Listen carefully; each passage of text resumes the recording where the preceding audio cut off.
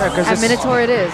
It was hovered over already, the Minotaur. I didn't see it, so I would have just applauded your... Why are you peeking, Mirko? I gotta be honest with you. bro. I'm not peeking. The cameraman is, man. I'm just watching the screen, man. It's my job. But with the Minotaur pickup now, I understand it, right? There's the Barras, they want to go in. The Minotaur kind of stops them. Backline at least from jumping in, but Aura can very easily just pick up. Yeah, okay, never mind. I was about to say the export. Just remember that it was banned away. Something for Iran. The Gwyn? Does he play Benedetta? Benedetta. No win. It's gonna be Yu Zong instead, so Jungle still roll. aggressive, but not as annoying in a split push context. And they go for the Valentina as well. Solid dive composition. Everyone moving forward right here. How will RRQ respond? Do they want to get some kind of tool for themselves? Yeah, I mean, Minotaur's already really good disengage, right? Really good counter engage as well. If Aura Fire want to dive, RRQ now, all they're lacking is that jungle position. At this point, I think a safe pick would be something like the Martis. Yeah. But we do have a comment here from Flap TZ. To be honest, I believe RRQ Hoshi is a strong team. However, they still need to focus and train more because they are still new and their chemistry is not yet solid. I agree with that. Yeah. But this is their journey. This is the journey that they need to go through, their arc. Well, you know, it's anime. Rome wasn't built in a day, so... So if Aura wins this, does that mean that Oh. Rome will be built in a day? Because it took them a day to adapt from yesterday to today. That's true. But you know That's what is right. also true? Fredrin Jungle for RRQ. That is pretty true. I think it's a great pick. It provides the kind of quick shot engage potential, and Irad is lethal on this Fredrin. I'm just concerned about him trying to catch someone and everyone just flying away on the guiding wind, man. Nothing was gonna stop Aura from doing that. That's why I would have preferred the Martis. That's a fair point, Ifune. The Martis is scary though, right? Because from Aura they have so much damage already. If RRQ pick the Martis, it's giving away Decimate to Valentina, who can just execute everyone. We did see that as well from K's. That's how they were able to beat Gugun's Martis. It's tough. It truly is. So here it is, ladies and gentlemen, the deciding match. Will RRQ come back and move this to a best of 3 series? Or will Aura Fire be able to take this 2-0? Welcome to the Land of Dawn for game number 2 between the Red Dragons and the Soldiers of the Kingdom. The last time Aura were able to beat RRQ was in Season 10, ladies and gentlemen. This will be only their second time since Season 4. A long record for it to be shattered, but Irad and Fredrin clearing fast, we'll have to see. It's going for the concussive blast, which is a trend these days for the faster clear. Clearing just becomes that much more important these days. But Skylar, going with the Brave Smite, probably going for a tanky build instead.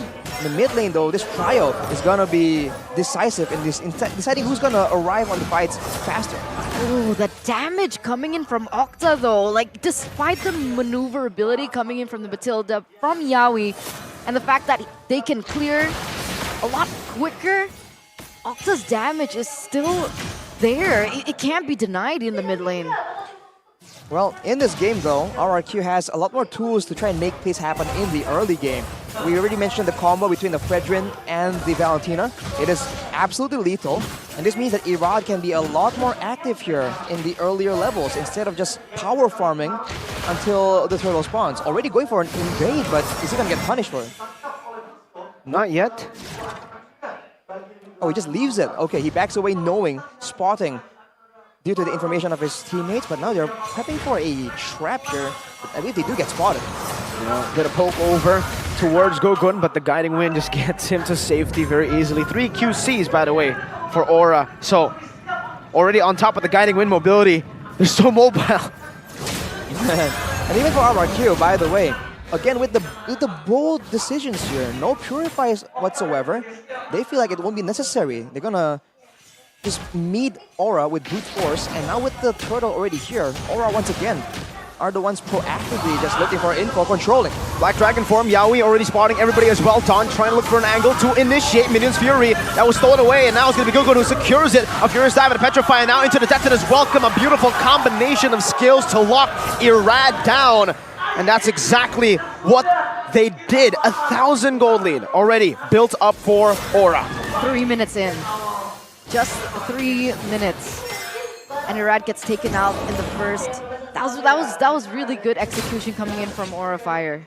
Interesting. That's painful because, you know, RRQ, they're intending on snowballing. They have two bargain hunters on their emblems right here, Brusco and Octa. They're trying to scale up and make the plays happen earlier on before it becomes a team thing, a 5v5 roaming squad kind of deal, because that's where it gets a bit more difficult for RRQ.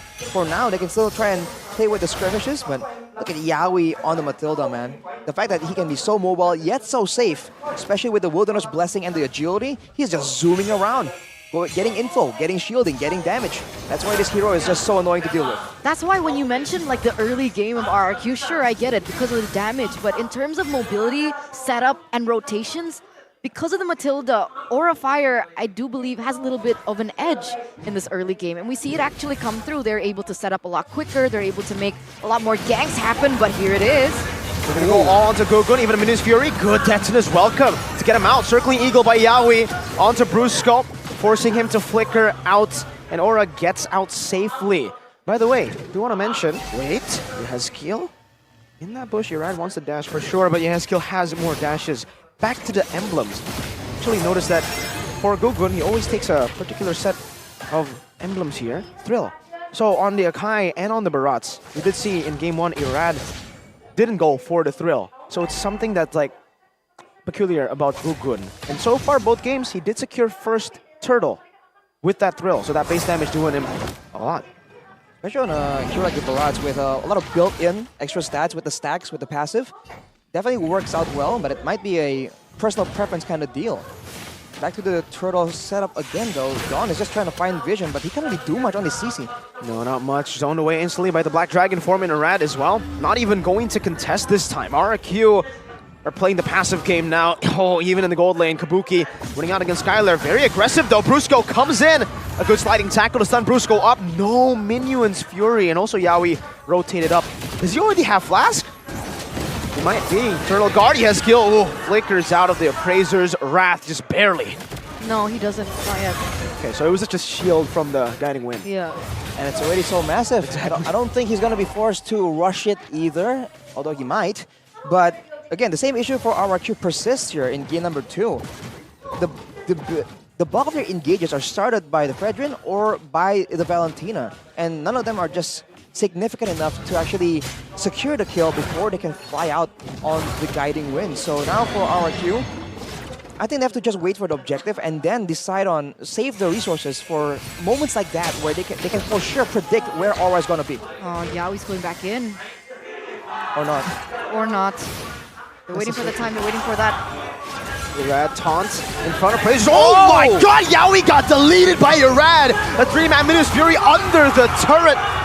Wow, a beautiful counter initiation from RRQ. And even a trade down below. Dawn, Octa flicker, terrifying, and a knockup too! An amazing read from Octa on this Vexana. Beautiful 3-4-0 trade with Dawn in the bottom lane as well. And it looks like RRQ are going to be able to munch their way in that top turret.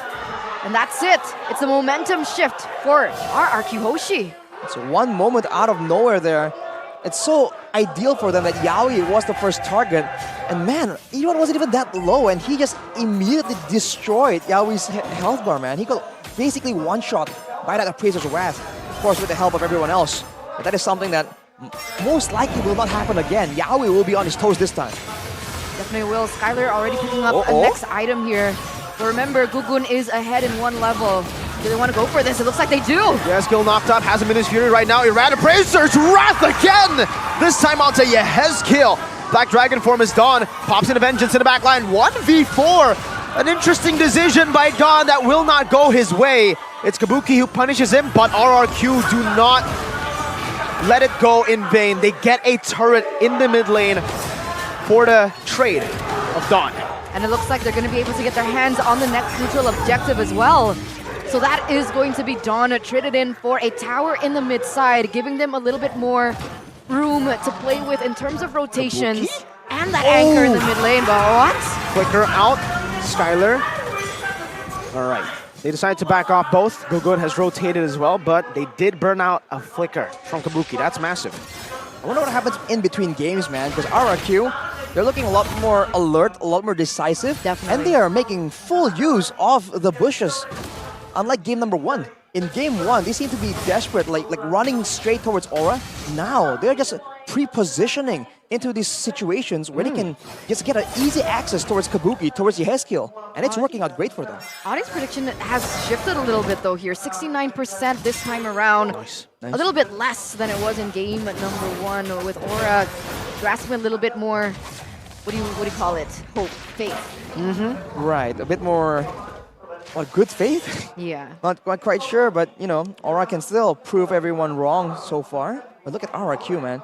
They're already setting up on the other side of the map. They want to make sure that they have the setup advantage this time. Because if it's an even setup advantage, I do believe that for now, Aura does have a bit of an advantage. Okay. Dawn in the bottom lane has the Vengeance back up right now. Guiding Wind ready. Kabuki finds the turret. It's traded for, I believe, the tier 2 up top there. Skylar doing the same thing with the help of Octa and Brusco. Gugun's got to be careful. He doesn't even have the big guy stacks. Look at him. He's a small dinosaur in a world of knockups. 2 knockups, Brusco and Octa, and that will mean that the purple buff will be going to the hands of Irad. Resources are being taken away from Aura left and right here. With Kabuki now only at 3 items. They're still building towards the 4-3 items, and on the other side, for Bruno, it's a lot faster with the House Claws and the Berserker's Fury. He is spiked a lot harder just as of right now. And keep in mind, the Flash of the Oasis competed for Yaoi, but not for Brusco. So the next fight is going to be a lot tankier. Well, Aura is going to be a lot tankier than RRQ would expect unless they spot that difference. So they might want to be a bit more careful in how they want to approach this. Because I don't think Dawn can zone the whole team like last time. This is scary. Very scary. Kabuki has the House Claws though. Black Dragon formed by Aran. Let's see how they respond to this. Dawn in the back line right now. Saraz's going to be able to win out the Retribution battle. Kabuki still free hitting in the back right now. That's going to be the Vengeance from the side of Dawn to keep him alive. Brusco taken out right now as Aran jumps into the back. Skylar still able to kite away. Gugun 1 HP. Irad chasing him, knocking him up. A few of the shots and a taunt locking him down. Guiding Wind, bringing it down. But RRQ did secure the neutral objective and a better trade. Definitely a 2-for-1, only losing Brusco in everything that just occurred. Lord is going to be marching down there in the top side. And finally, Brusco has the flask. So when he comes back, when he comes into the... Oh no, Irad? Do they want to go for this? No, they don't. They're going to wait for the Lord first. Now, this is a scary situation, man. RRQ with forward momentum and with Irad just having a advantage. Irad is standing there, and I believe he has the blade armor, so he was actually dealing damage to Kabuki. Funnily enough, RRQ, can they try and get something more right here? They don't have great siege, and I think they will back away. They're waiting. Lord is still marching there in the top side, hasn't quite arrived just yet. RRQ going to be able to get that buff away from Aura first. Buy them a little bit more time. But here it is, Octa looking for an angle. Will Yaoi be able to make a play? We'll see, not the big playmaker that we expect usually. That's a 2-man. Kabuki knocked up, still able to survive. Gugun, Detonus welcome onto Irad, locking him down. Minions Fury from the side of Brusco, diving into the base turret right now as Irad's going to be able to taunt Yaoi. Appraiser's Rat dodged away from Gugun. Good movements back to the Oasis, giving around enough HP to Guiding Wind with the Furious dive defensively, and they have defended, only losing 1 base turret. Man, that's a long, drawn-out fight, and yet no casualties. Great plays from both teams, particularly Brusco, trying to zone everyone with the Minuan Fury. And for the side of Aura, man, they were trying to zone, push back Skylar, but with that build, with the Brave Smite, it seems like a lot of marksmen right now are just completely comfortable, just sitting right in front of their opposing team, and they think they'll make it out. Oh, ladies and gentlemen, while we're on a little bit of a break here, go ahead and get that code on the GoPay app. Pulsatarmura. It's available only for the first 30 people. And you know what? I'm one of them, so you guys need to get that as soon as possible. That's cheating, man. It's okay. Well, you'll have to see, man. But, you know, make sure you use GoPay to get full value, because RRQ is definitely trying to do so. And keep in mind, Skylar is going for a full damage build. He does not have the Brute Force Breastplate. He does not have the Thunderbolt, so he is going to be a bit squishier, and that is something that can be punished. Gugun super tanky. So soaking it in, red tree from Irad, only from Irad. Interesting choice, knowing that Lord is going to be spawning now. Oh. I thought that would do more damage, but Yehezkiel just tanked it up like a boss. Like a boss. Well, Don, which means boss in some cultures, he's gonna Don Cheadle. He's gonna have the advantage on the other side of the map. And for now, I think RRQ is trying to bait for a fight, man. I don't think they're actually trying to go for a 50-50 here. They have the level advantage, the gold advantage, and this is what they want. Something to entice Aura to overextend and commit to a fight. They're doing the exact same thing that Aura did to them in game number 1. Exactly the same. Look at the way that they're playing. No ult on Dawn. Yehezkiel has him in his Fury. Gugun walking forward, circling Eagle on the Skyline with the Black Dragon form, following it up. Yehezkiel, Minus Fury, Appraiser's Smash not connecting. Aran in the back line and in a 2v1, but it's going to be Dawn doing the same thing, but winning this time around. Aran still with the help of the guiding wind. Yaoi very low, still running away. The last hit not able to connect, as that's also Kabuki and Yehezkiel versus Irad. A flicker backwards, but Dawn finds the winning play with Octa. Now it's only one. The Black Dragon, Aran in the base against 4 members, and RRQ are deciding 2 members in the mid, the other 2 trying to end. Aran clearing the wave. Dawn still in the front, giving Skylar enough room to go for the stack. 6 seconds for Gugun. They're still trying to clear the wave in the mid lane now. RRQ looking for a possible end angle. Gugun's back up. Minion wave up top. They should be able to get a base turret, but I'm not too sure if they made the right call. The Lord was up for grabs for free. But they didn't go for it. They wanted to go for an end, but they weren't able to do that. The death timers worked perfectly in favor of Aura Fire, and now RRQ have to go in for the reset on the Lord once again with all 5 members back up. But this might just be part of the plan. RRQ, they need this Lord up to bait Aura out again. So going for the base turret, now they have Prio in the lanes. Now they can try and force Aura to an even worse fight. And it can be just the exact same story. Irad and Dawn just zoning the whole backline and making sure that Skylar and Brusco just do their thing and survive in the back.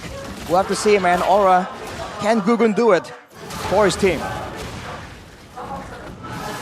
The Lord is already a quarter of HP.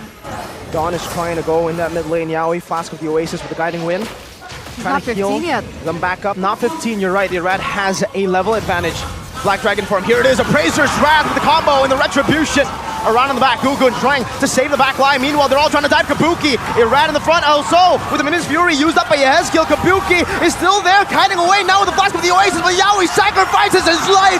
Skylar finds a double. It's only Aran, and Skylar's hungry for some dragons. Irad picks up the last kill in this game. That's 15-4 in 15 minutes and 40 seconds. They find the Lord and everything. RRQ prolongs the series. We're going to get a 3rd game. Welcome to game number 3, ladies and gentlemen. Woo. RRQ with a wiped out in the last second of that series. Hey Rash, it looks like we're going to game number 3, bro. Game 3 is what it's all about. Man, that was intense. That was a different RRQ. They let go the Mathilda, man.